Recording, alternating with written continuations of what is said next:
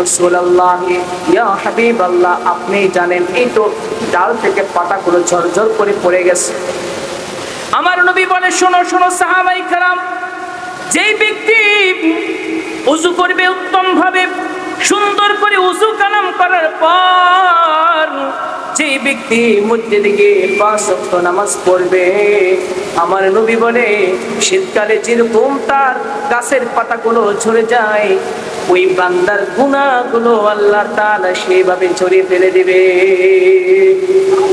আরো জোরে বলেন না সুবহানাল্লাহ। শীতকালে গাছের পাতা ঝরে কি ঝরে না? আর কথা বলেন, ঝরে কি ঝরে না? শীতকালে পাতাগুলো ঝরে যায়। কোন মুমিন বান্দা, মুসলমান বান্দা যদি শীতকালে এরকম যেরকম পাতা ঝরে যায়, ডাল থেকে পাতা ঝরে যায়, কোন মুসলমান যদি 5 ওয়াক্ত নামাজ পড়ে, আল্লাহ পাক রব্বুল আলামিন তার শরীর থেকে গুনাহগুলো কেমনে ঝেড়ে ফেলে দিবে। সুবহানাল্লাহ।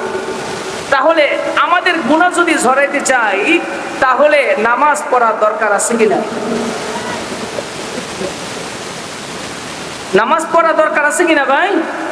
আছে। আমরা তো মুসলমান, নামে মুসলমান, কামে মুসলমান না। আমরা মুসলমান শুধু দাবি করি, কিন্তু নামে দাবি করি। প্রকৃতপক্ষে মুসলমানিত্ব যেগুলো